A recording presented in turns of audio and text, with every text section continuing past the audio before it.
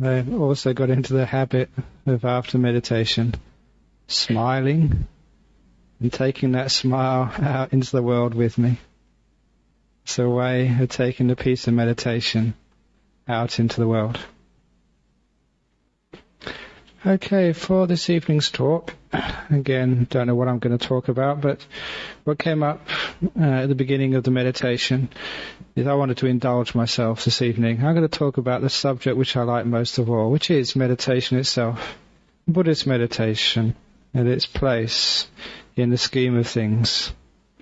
I know that this weekend the peace march is on, and sometimes you wonder, do people really understand what peace is? Do people understand what freedom is? The United States sometimes calls itself the free world, but then there's over, I think, 2 million prisoners in the United States. What is freedom? That we're all searching for happiness in this world. But what is happiness? When we come to all the religions in the world, we may all go up on our soapboxes and pronounce what we think is right and what we think is wrong, which is the best religion, which is the worst religion, and so on.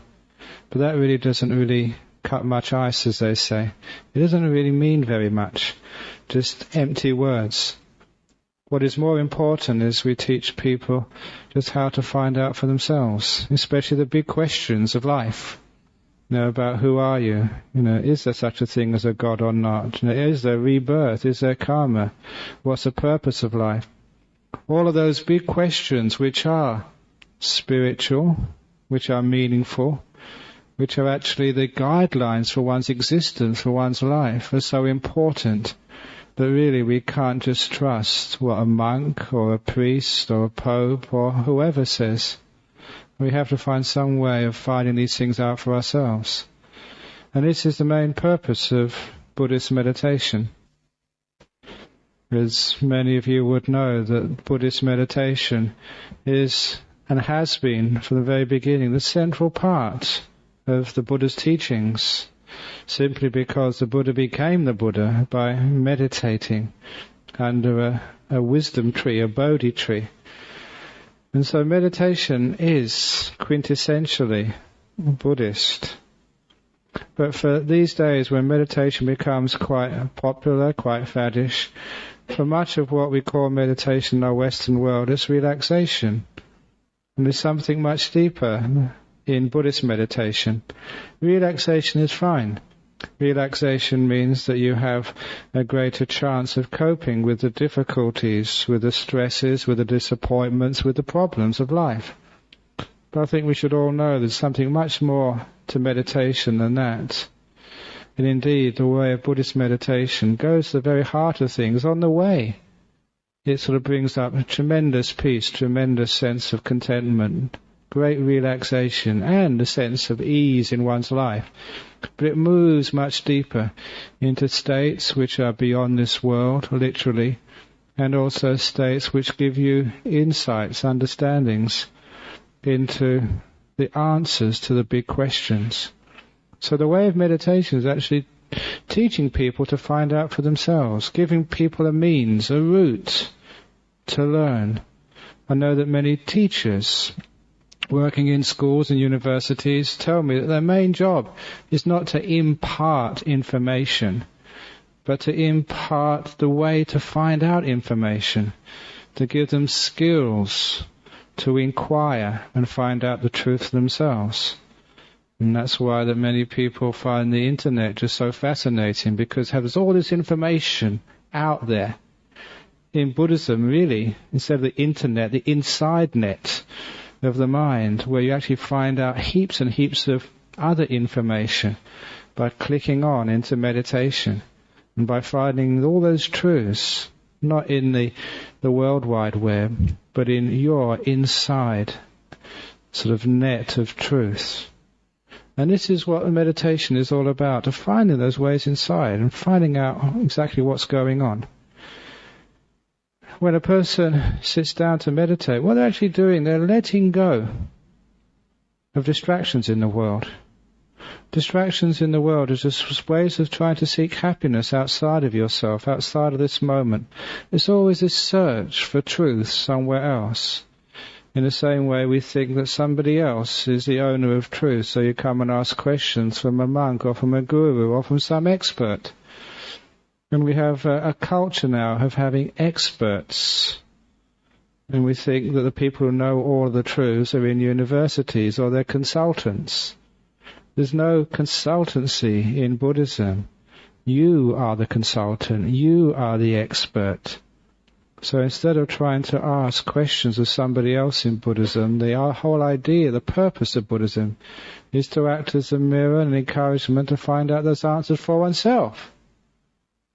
However, many people are lazy in this world. They want to find out the truth from somebody else. Just go and ask a wise person, an expert, a consultant, and they know the truth.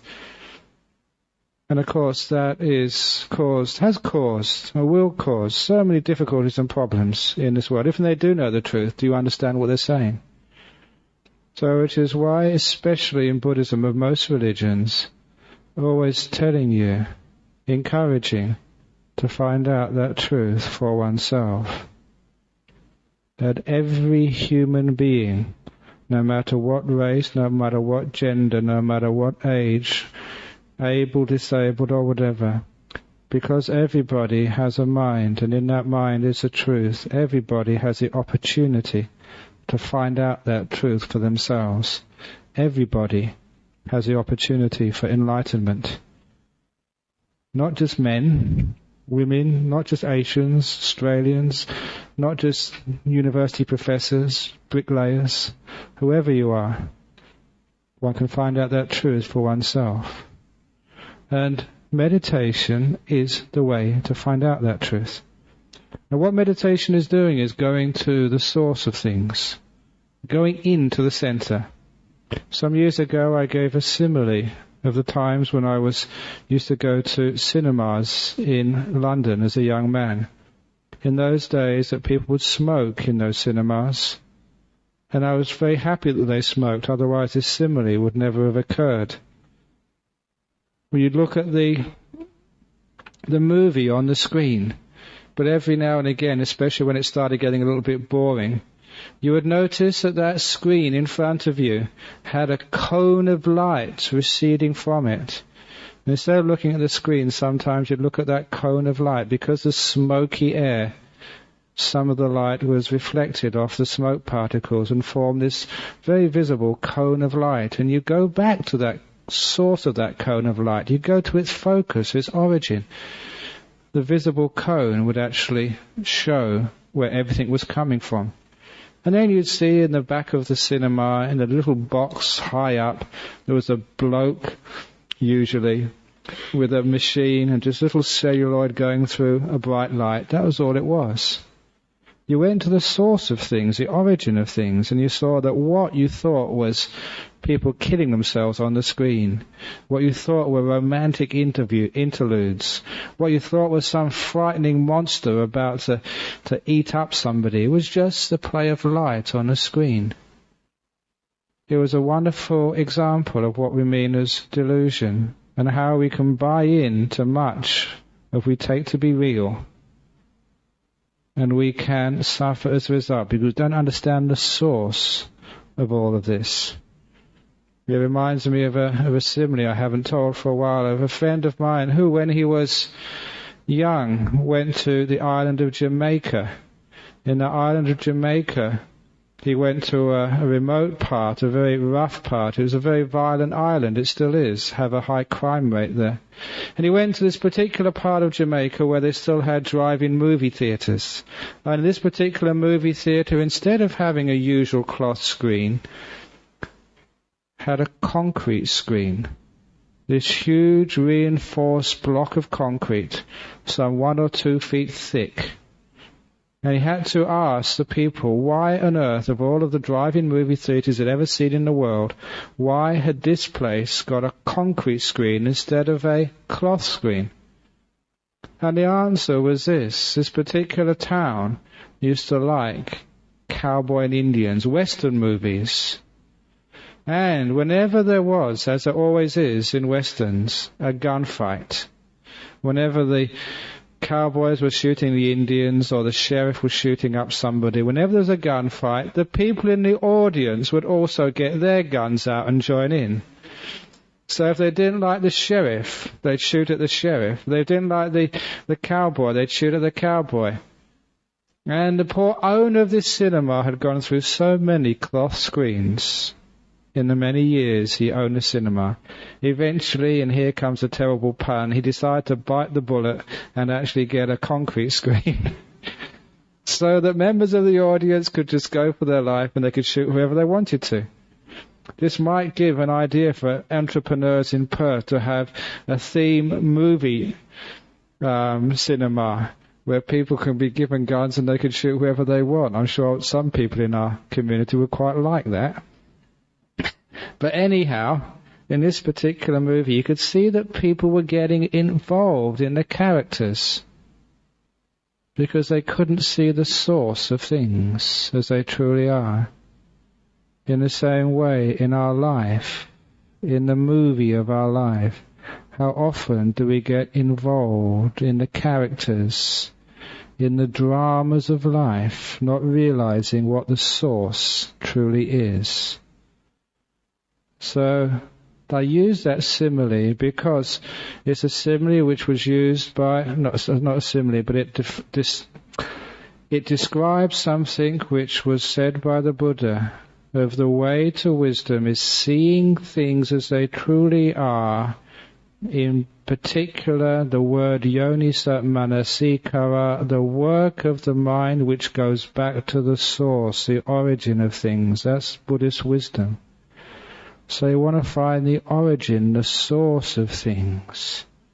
Now you can imagine just that cone of light ever going into a center, a confined area. This is defining the path of what we call Buddhist meditation. We go in to the present moment. We go in to silence. We go into the breath. We go into the mind. We go into these deep states of bliss to find out the source of things. Always going in and in and in. If you look upon the way that our mind works, our mind very rarely goes into things. Instead, it goes on to the next thing.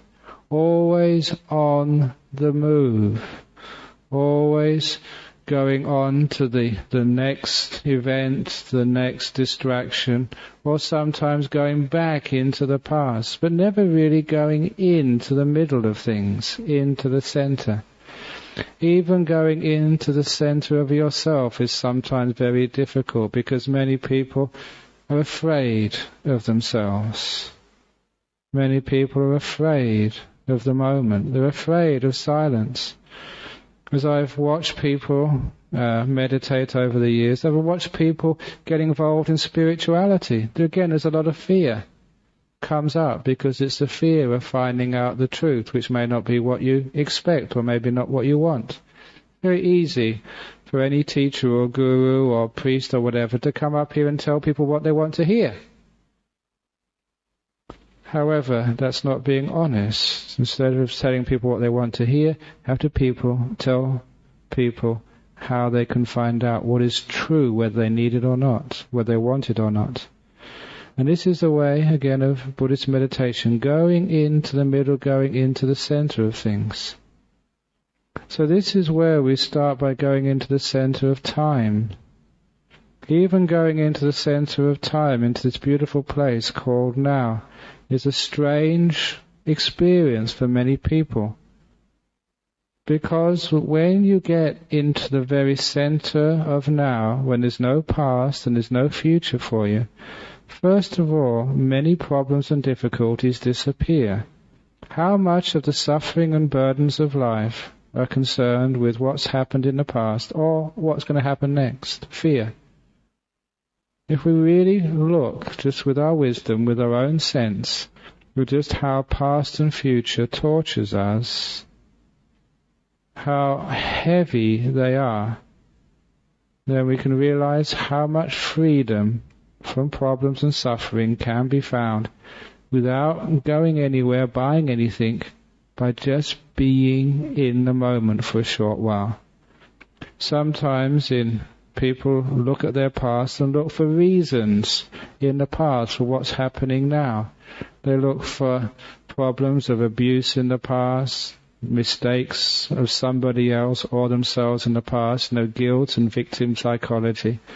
So often in Buddhism we say that that's mostly a waste of time. That the best way of dealing with what's happened in the past is to drop it, to leave it alone. To acknowledge, forgive and let go, the famous AFL code. When we can do this, you find there's a great sense of freedom. Very often we pick up the past, maybe some very painful, unfortunate, unpleasant things which happened in the past, and very often we magnify those. Too often the past is so far gone, we cannot be absolutely sure what happened. You can't be absolutely sure what happened even half an hour ago. There's an old meditation trick, or rather a question which is done by meditation teachers, which asks the people, you've come into this building now, you've taken off your shoes. Do you remember exactly where you left your shoes? Which direction they were pointing? Very often, even something simple like leaving your shoes, where you left them, you can't remember properly. Sometimes even people can't remember where they parked their car. It's happened quite a few times here that somebody's come afterwards, my car's been stolen, my car's been stolen. And we go out and have a look, they just forgot where they parked the blooming thing. That's all, it's very embarrassing. But nevertheless, it just shows you just how our memory is unreliable. Understanding the unreliable nature of our memory, how can we judge ourselves or judge someone else, think we're a victim or even have guilt? How do you know what you did or why you did it, when sometimes it was such a long time ago? So this is why in Buddhist psychology you say you can acknowledge what you think is the past, but don't trust that your image of the past is accurate to what actually happened. In fact, it's so uncertain what actually happened, it's far more wise to completely let it go. When you let go of the past, you are free from the past. And isn't that what you want? That freedom from the guilt, from the pain, from the disappointment, whatever happened. And that is possible at any moment for a human being, when they have the courage just to let go. The same, the freedom from fear. How fearful is our community? Fearful of war, fearful of sickness, fearful of our relationships being broken. So much fear happens. And of course all of that is of the future. Imagine just being in the present moment. In the present moment there cannot be fear, there cannot be guilt, there cannot be idea of being a victim. Which is why that in that first stage of meditation, when people do become present, they feel this lightness, this freedom. This also we have the freedom from the burden of time. We feel oppressed by time in our society, never having enough time to do all of these things we think we should be doing, to go to all these places we should be going, to complete all our tasks. In the present moment you find there is all the freedom you have in the world. It's a strange thing that when you come to this very small area of time we call now, it looks as if there's no space there at all. But to come into the present moment, you feel this huge amount of time. You have all the time in the world when you're now. That's how it feels. A couple of weeks ago, I was talking about measuring. This is what is happening. When you become one-pointed in time, which is what present moment awareness is all about, one-pointed in time, going to the focus, the source of time, like that cone from the movie theatre, you find in that point of time you have all the time in the world. because you are free from measuring time. In a point you can't measure. All measurements are from the past to the present, future to the present, or future to past. There's no measurement there possible. That's why you feel free. So just that amount of meditation, of being in the present moment, is pregnant with so many insights into the nature of time itself, and how you make time, or rather what you conceive of time, by planning, expecting, going into the past, remembering. You make time. It's not time makes you. Time is made by desire, by craving. When you give up that craving and that desire, you come into the present moment. Time takes on a completely different meaning. The timeless present. You're focusing in and you're getting a completely different paradigm, what I was talking last week, a completely different worldview, a completely different way of looking at this essential part of life called time. Have you got enough time? You have all the time in the world when you get into the present moment, but you've got no time at all when you're off in the future or lingering in the past. Literally, you're not here. If you go even deeper, focusing in, as I was saying during the meditation period, into silence, which is in the center of now, there's no time to speak, there's no time to say anything, there's no time to measure nor to judge. All these judgments about yourself and others, about life, they all stop there in the silence. My goodness, why does people speak so much? And I'm not talking with their mouths. Why do people speak so much inside their heads? Always thinking, never being quiet. In a moment of silence, just one realizes just how noisy is our hearts. Never being quiet for a moment for most people. Never knowing the freedom from that inner speech. After a while, that inner speech can stop you sleeping at night. Think, worry. In a while, it can actually just send you crazy. And sometimes one can go to places in the world which are just so silent, deep in the bush, in the middle of the ocean, places of absolute quiet. And it reminds you of something sacred, which is the silence in your heart. There is something very spiritual about silent places, which is why indigenous communities, and even European, Asian, whatever communities, there's something about silence which resonates with truth, as there is the resonating of truth in the silence of your own hearts. When all of the words stop, when there's peace, when there's quiet inside, when the complaining ends. There's an old story of one of the monks in Ajahn Brahm's monastery. He was only a novice monk. And this particular novice monk was listening to a talk by Ajahn Brahm one evening. And the talk was droning on and on and on and on. And on and on and on and on. Sometimes Ajahn Brahm could talk for hours. Whenever you pick up a book by this famous teacher which has been translated into English, please know that that's been edited, heavily edited. All those hours and hours of talk, just a few jewels which have been remaining from those talks have been sifted like diamonds from the gravel. And that's what we have in the book. But to listen to him at the time, sometimes there's many, many hours. You had to wait for just one little jewel to come out. And this is what was happening that evening. The little novice, as you know, in Asian countries, in Sri Lanka, in Thailand, Burma, Laos, sometimes little boys get ordained as novices, maybe because they have no parents. or because their parents are destitute, and the monastery looks after them and gives them a livelihood.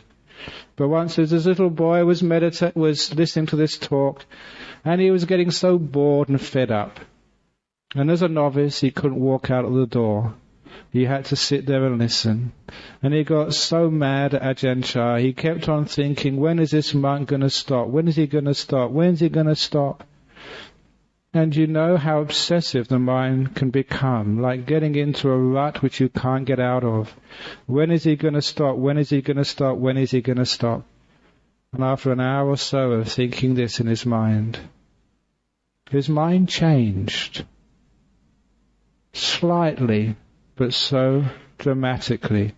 Instead of when is Ajahn Chah, this great teacher, when is Ajahn Chah going to stop? His mind turned and said, when am I going to stop? And he stopped. His mind stopped. He went into silence. And when he opened his eyes again afterwards, though all the monks had long gone, he'd been sitting in deep meditation, he didn't know for how many hours. His mind had stopped. He got into silence, into timelessness, for a long period of time.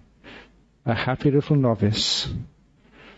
This is what we mean by that silence. When that inside stops and it gets quiet, you'll find that when that mind stops, all this thinking, all the judging, all the fault finding, all the measuring, all the knowing. We think we know.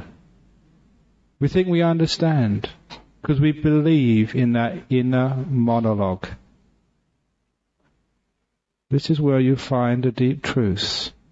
You're not buying into that inner soundtrack. You're stopping it and becoming quiet and silent.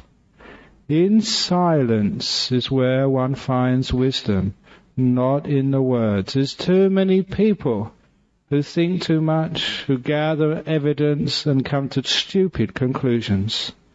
If only half the world would be quiet, would stop thinking, instead listen. Instead of talking back to the world, to listen to the world, to listen to themselves, to suspend all of this inner monologue so they can listen for a change. It's like giving a talk. As was reported in Time magazine a few years ago, they did a survey of people giving lectures in the audience, and they found out that on average, while a person was giving a lecture, that 95% of the audience were thinking sexual fantasies. I do hope that's not the case here. Isn't it hard for people just to be silent while they're listening to the world? If you can't be silent, how can you listen to your partner in life? How can you fully understand them? How can you even understand yourself when you're always talking back to life? In silence, there's not only the freedom from this judging, there's almost like a suspension of this judging and giving things names. There's a silence in that heart. In the silent mind, one gets a huge amount of peace. When we talk about peace in our world, there cannot be peace in the world when there's not peace in people's hearts. And peace in people's hearts comes from the silence of the heart. When the mind doesn't need to move into speaking, into thinking, into judging. That training of just giving silence to people, that creates so much peace and harmony in their body, in their mind, in their family, in their office, in their community, in the world. One of the biggest causes of conflicts, whether it's huge conflicts between nations or conflicts in a family, is people thinking too much. There's too much coffee in the White House. Think, judge. Whichever way it goes, thinking always creates huge amounts of problems. Be wonderful if they can just shut up for a while in their hearts and be quiet, to be still, to listen. When you listen in silence, you have a much better chance of knowing what's right and what's wrong, what's skillful, what isn't skillful. One is more trusting in the emotions, more close to love, to care, to kindness, compassion. Those are things which you can't put into words. Those are things born of silence. But even deeper into the silence is when one goes even closer into the moment. This is where, in Buddhist meditation, we go into not just present moment and silence, into one-pointedness, not just in time, but one-pointedness in space, one-pointedness in phenomena, choosing one thing above all others and focusing all your attention on it till it doesn't move. Mostly we use the breath. Sometimes people meditate on colours until that colour fills their mind without moving. Sometimes we use other concepts, even just a concept just like peace itself, until things do not move in the mind. This is where one sees that it's not just moving in time, it's also moving out there into the world. We're going even closer into this thing we call one-pointedness of the mind. There comes a time when if one does a breath meditation, when all you've got is just breath, unmoving, beyond the concepts of in and out. Just breath, that's all there is. Nothing else. Which is why in the books which I've written, we call it the beautiful breath, because at this stage you get huge amounts of happiness, even bliss coming up into the mind. Here, instead of diversity of consciousness, one comes to a unity of consciousness, focusing on one thing rather than many things. Too often we hold too many jobs, too many portfolios, too many plates and dishes in our hands at the same time, and life is a juggling act of doing too many things. And here one is just doing one thing, one simple thing in silence in the moment. The point is that one gets so much happiness and bliss in such an occasion that one will get the insight where all that happiness comes from. If life is the search for happiness, you're finding a source of happiness which is right within you, which doesn't depend upon anything from outside. It's not depending on a person being this way or that way. It's not depending on your body being healthy or sick. It's not depending upon the world going this way or going that way. It is an independent happiness.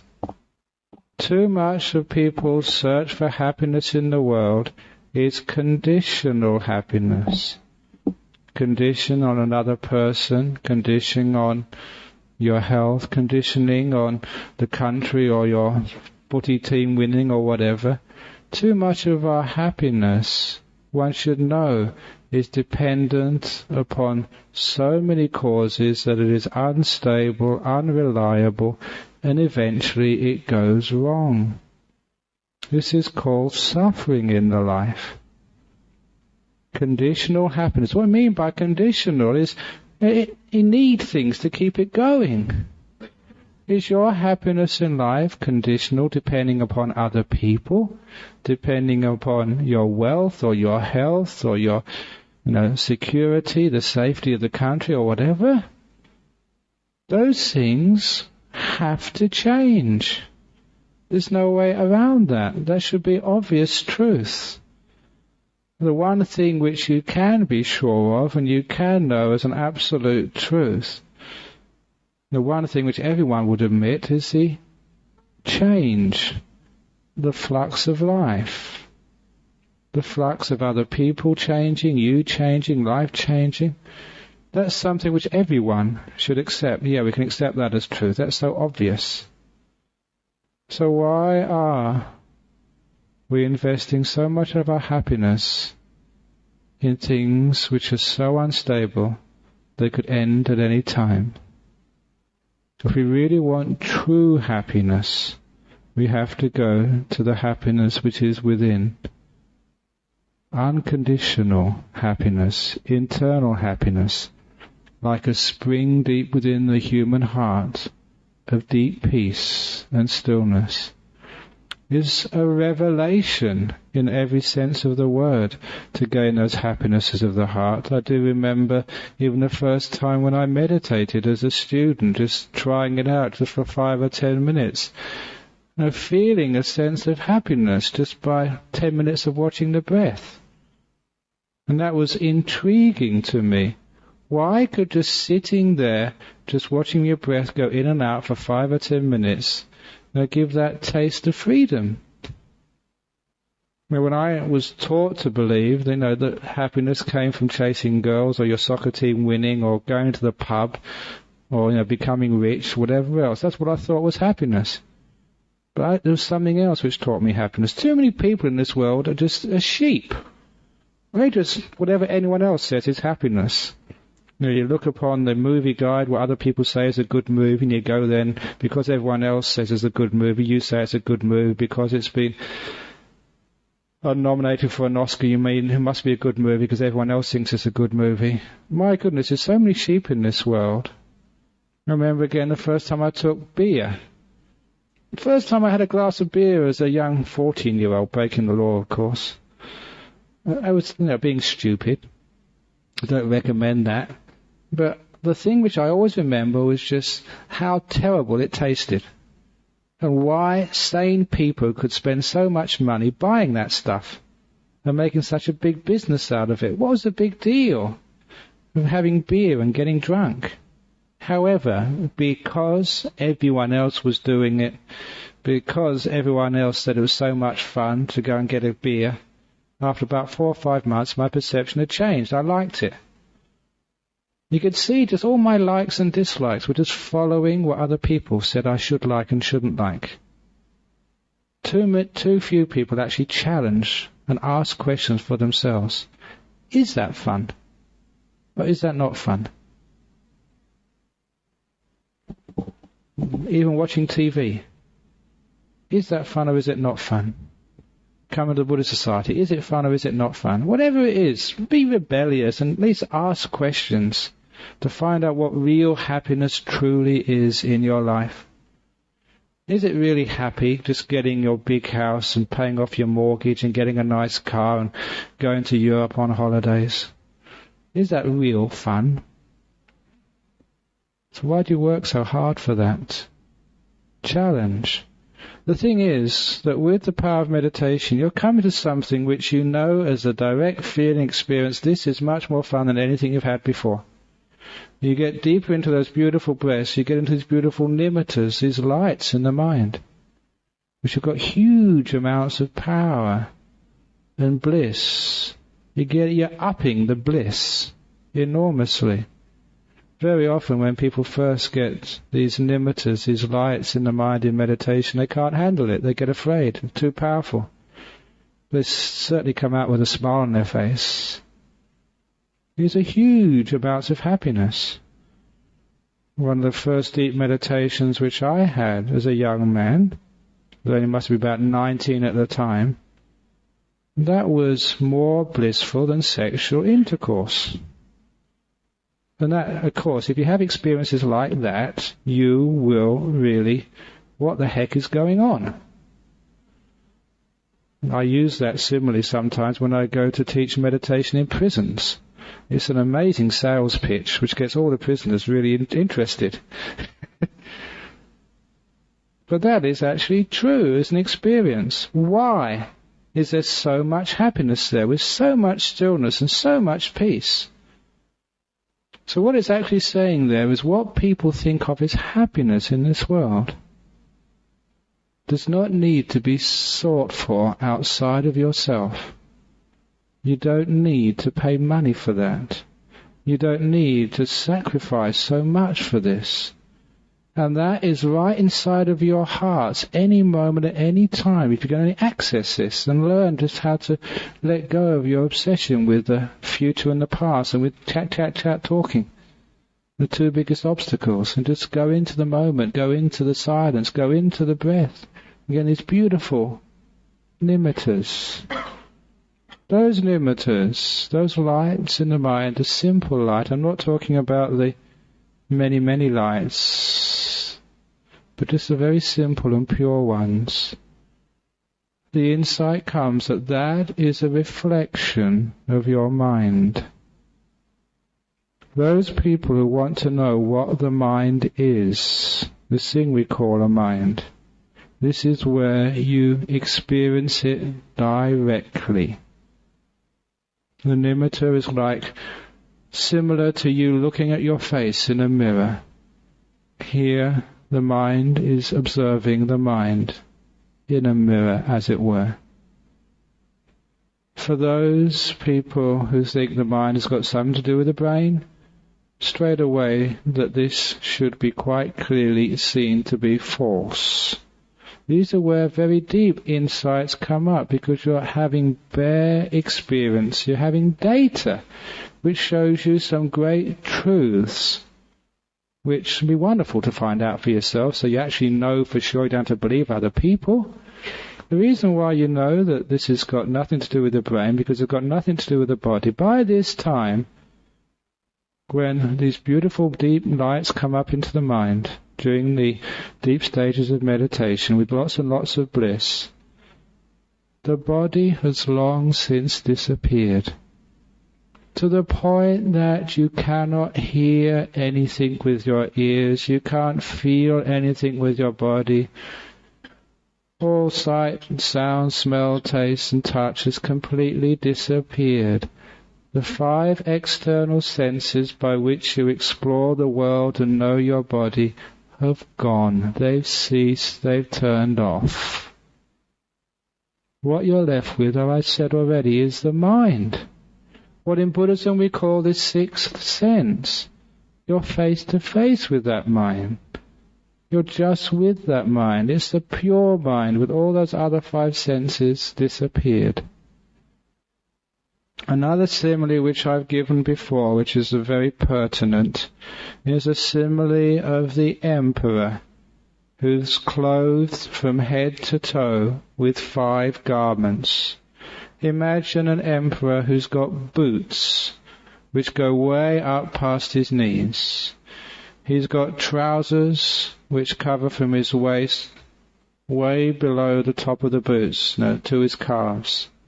He's got a jacket which covers his waist, and which also goes up to his neck and goes down to his wrists.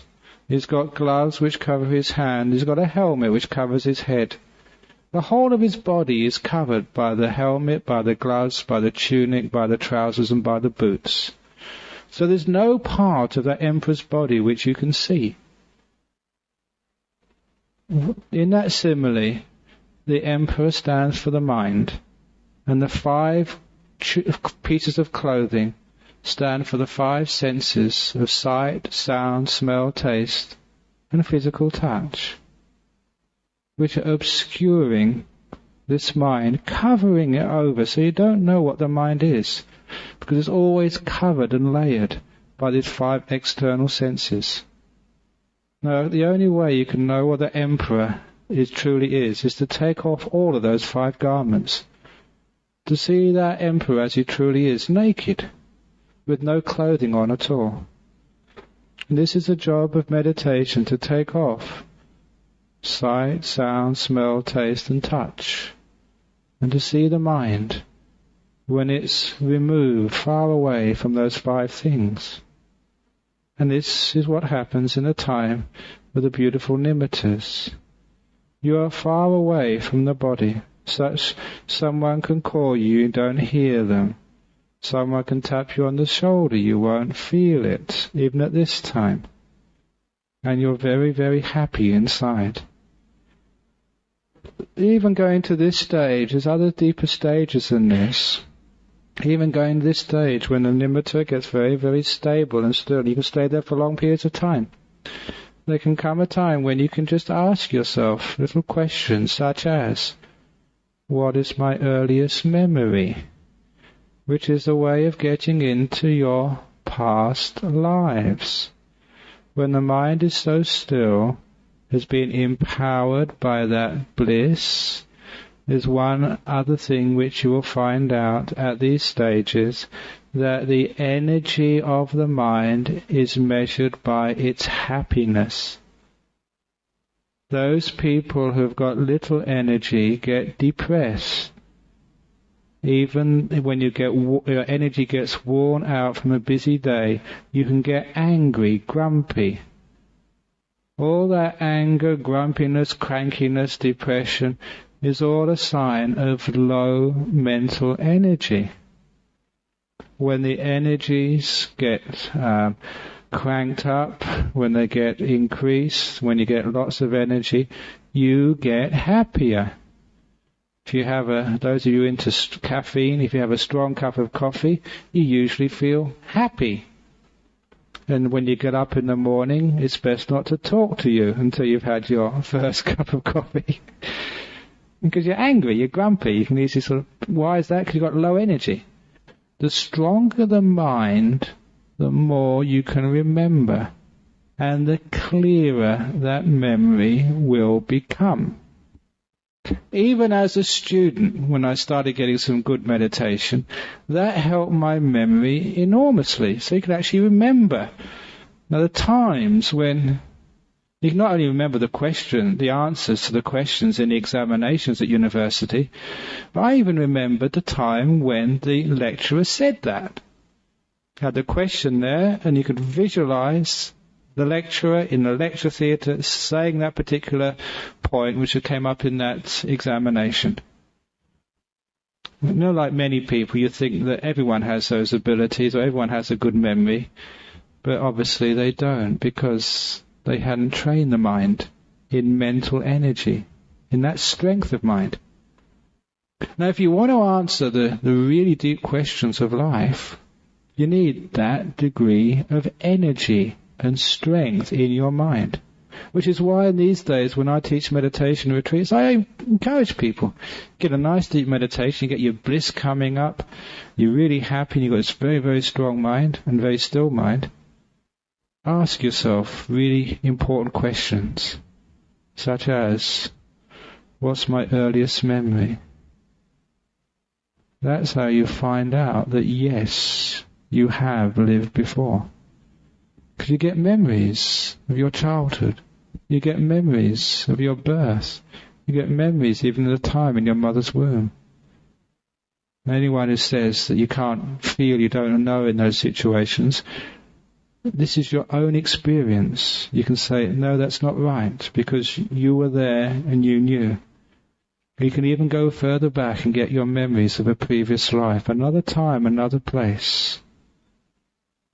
And the one thing which I keep saying about those memories from those powerful mind states, they're so clear.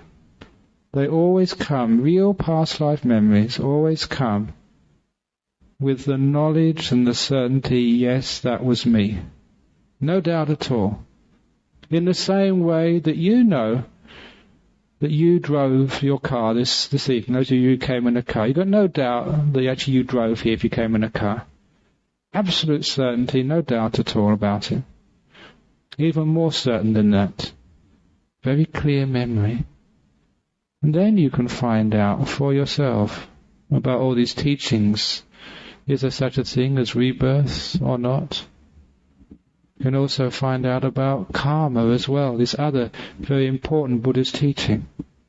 It's wonderful to have the knowledge of the law of karma, that it's absolutely true, because it makes the whole idea of injustice in the world start to disappear. There is such a thing as justice in the world.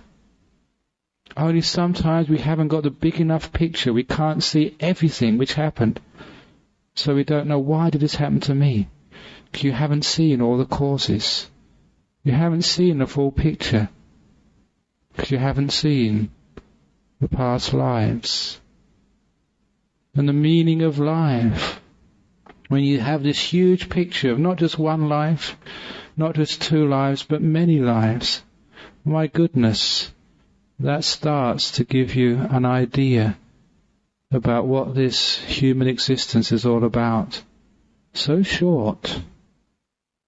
80 years, 90 years, so short when compared to all the many lives you've lived.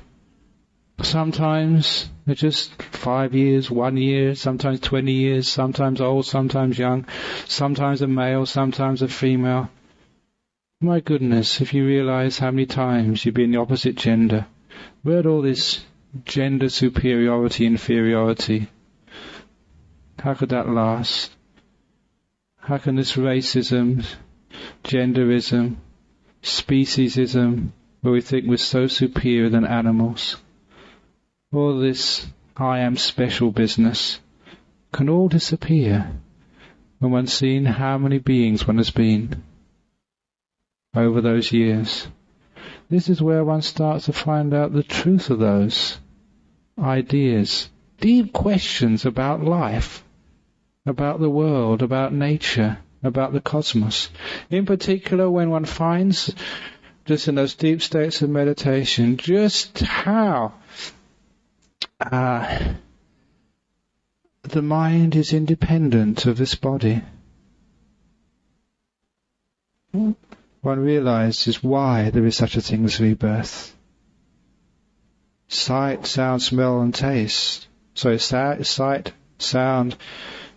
hearing, smell, taste and physical touch. They will cease when you die. They're part of the body. But you know as an experience, as a truth for yourself, that this thing which I call the mind, once you see that mind, that is completely independent of the body. You will know just from that much, seeing that much, experiencing that much, knowing that much, that when your body dies, that mind will still be there. I've often noticed that those people who remember past lives, or who have experience of out of the body experiences, floating out of their body, going off to the light. Those people who tell the story, whether you believe them or not, that's common experience, floating off into light, going into that light, through that light. That same light you see in your meditation, that's the light I was talking about, called a nimitta. Just when the body dies, when the 5 senses finally turn off, when the mind manifests itself, that's the light which people see when they die. That's the mind manifesting. That lasts from life to life until it finally ceases in Nibbana. But that goes on. And imagine that those truths, if they could be seen for yourself, just how they would affect your spiritual life. To know, one, what the mind is. To know about the truth of rebirth. To know how karma works. My goodness, wouldn't that really give you a view, a paradigm, a way of looking at the spirituality of this existence and putting it all in perspective?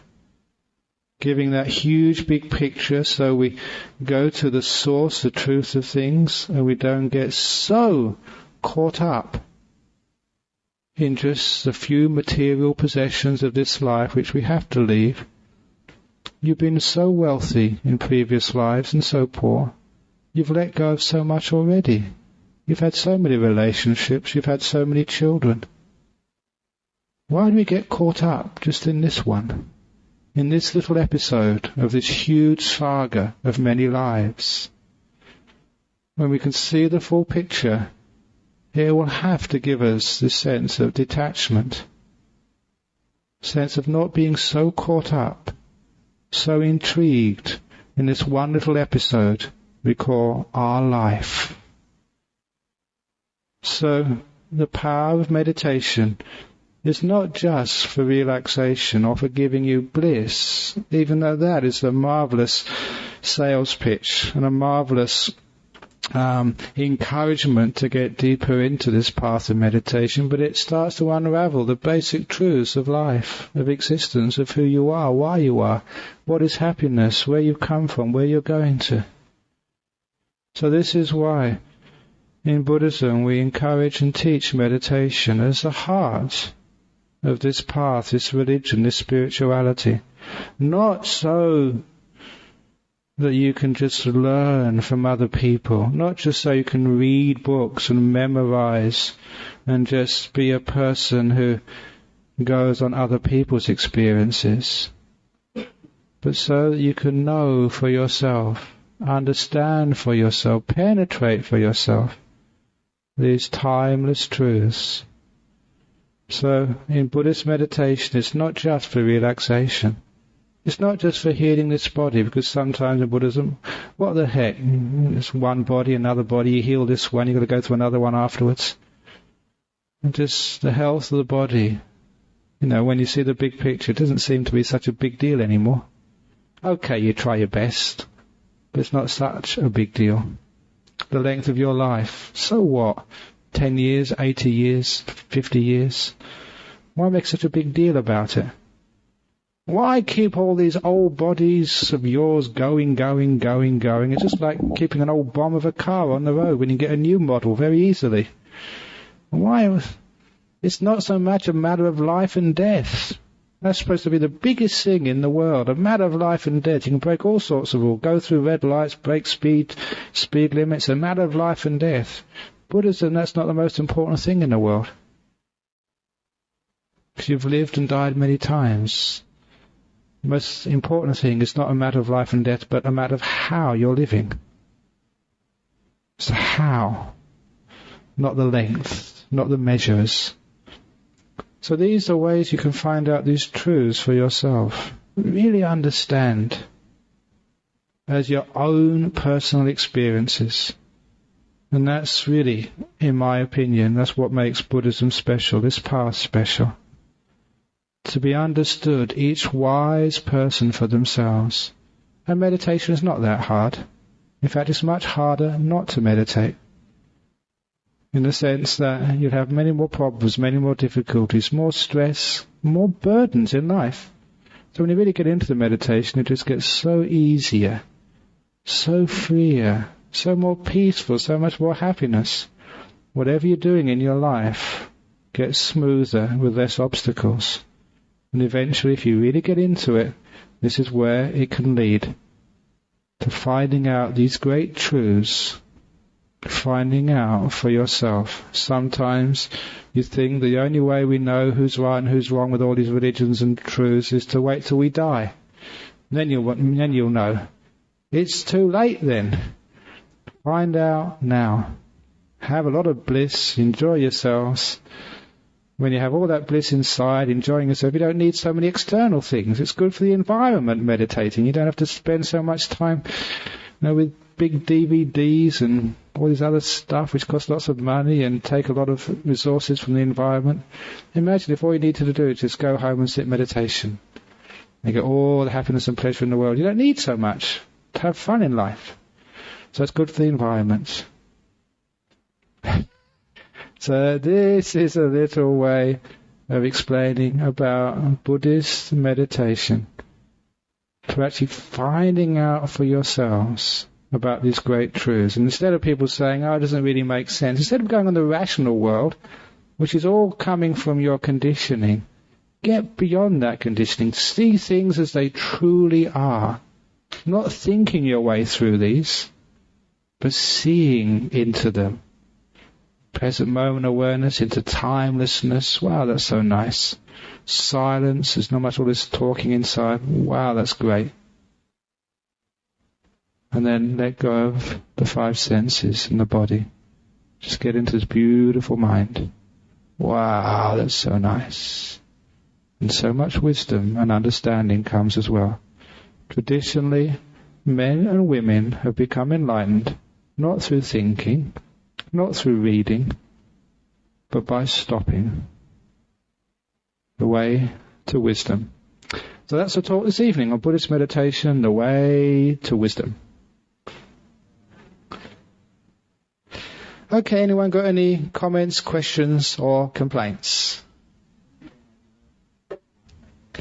Okay, you're asking two questions there. First of all, exactly what depth of meditation do you need to be able to experience your past lives? And the second one's a personal question. You're asking, have I experienced my past lives? And if you want to check me out on this, that I'm not just trying to avoid the question, the 8th Pajitya of the monastic rules say a monk is not allowed to tell a lay person, in other words, not a monk, about those experiences. However, the way to find out, and I'm telling this, is you ask another monk. Because I can tell you about this monk or that monk or someone else's monk, but I can't tell you about myself.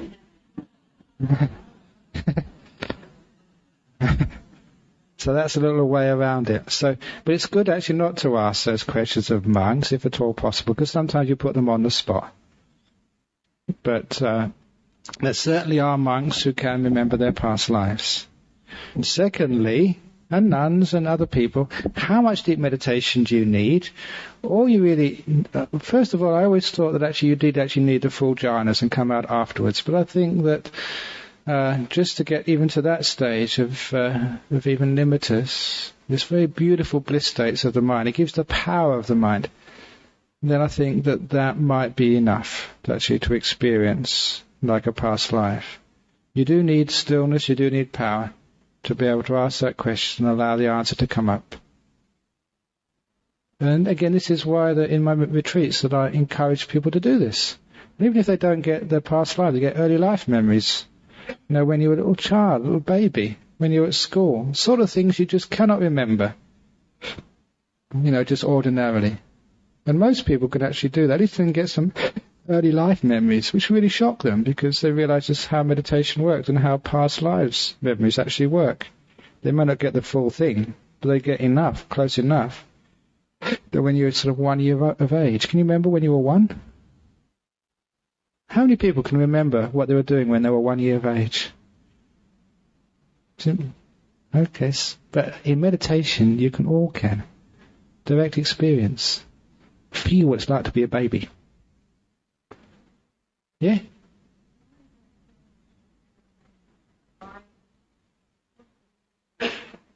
What's the use of all these memories? Because it solves the question once and for all where you've come from, whether it's such a thing as past lives and future lives, and law of karma.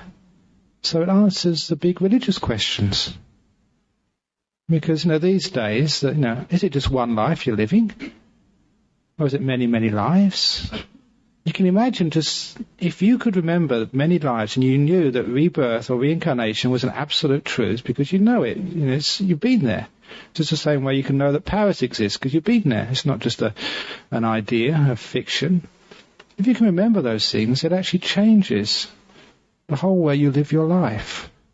It changes the way you look at morality, if you understand the law of karma. Too many people in this life, one of the reasons there's a lot of immorality or hurt in this life, because people think they can get away with it. I can just, as long as, I don't get caught this life, I can just put all my money in some sort of tax haven, or just don't pay, and I can be cruel to you and hurt you and cheat you and do all sorts of things to you, because I can get away with it if I'm clever enough. But the point is that over many, many lives, you see, you don't get away with anything. In one life, you can see people get away. But over many lives, no, that doesn't work. You can see that it comes round to them. What goes round comes round over many lives. And also you realize that if you realize you're going to, another thing which I always keep on saying, if you realize that sort of all the old people are going to come back again, then you look after the old people. They're a resource of the future. Because we think that when an old person, they're of no use to society. They're old, why look after them? Just bung them into an old person's home. Sort of, just so that's sort of okay, but we don't really care and put any resources. We put all resources into kids. because they're important, they're our future. But old people are our future as well. This is one of the reasons I think that young people today cause so much trouble, is because we didn't look after them before when they were old, and now they're getting their own back. So in many areas it actually gives us a different way of looking at life. And the idea of justice, injustice, revenge, and all that sort of stuff, completely different way of looking at it. So it has a lot of consequences. Yeah.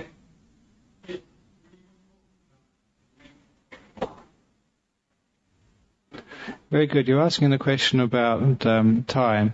And basically, if I understand your question correctly, you said that time is sometimes very valuable, and you should not sort of just think that one can always be just timeless. And I think that the question was very true. The most important point or word in that question was sometimes. Sometimes one has to plan for the future, remember the past. One has to set one's watch. I have to look at the clock to make sure I don't go on too late, otherwise I get told off afterwards. But the point is that if we don't know what timelessness is, then we've got no perspective of this thing which we call time. And when we've got no perspective, we get ruled by time. You get the thing of time is just so important and so absolutely critical to us. When we get other perspectives, and going into timelessness provides that other perspective, then we come back into the time world, we see it in a completely different way. So it's just the gaining of perspectives. There's an old simile, which I've given many times, but it suits so many different questions. Tadpole living in water can never get a perspective of what water is, can never know what water is and what its purpose is. So only when it grows up into a frog and actually leaves the lake or the river for the first time, goes onto dry land, then it can know what water is. It's the same when we can leave time, go into timelessness. Only then can we know what time truly is, and its purpose, and how we can deal with it. It's true, the frog doesn't just always live on the dry land, because its food and its family and everything else is in the lake. But at least it knows, from that time on, what water truly is, and how to deal with it. So by getting into timelessness, into silence, when we know what silence is, we know what words are for. It's too often that we are tyrannized by the words, that we are controlled by thinking. It's not that we control the thoughts, the thinking controls us. If we can leave that thinking, go into silence and go into that very deep stillness, then we know what thoughts are really there for. So yes, time has a purpose. Yes, thinking has a purpose. The body has a purpose. But until we leave it, we can never know what it truly is for. Does that answer your question? Some of it. Okay. Well, I think I'll quit while I'm ahead then. So thank you for that very nice question. So thank you for listening.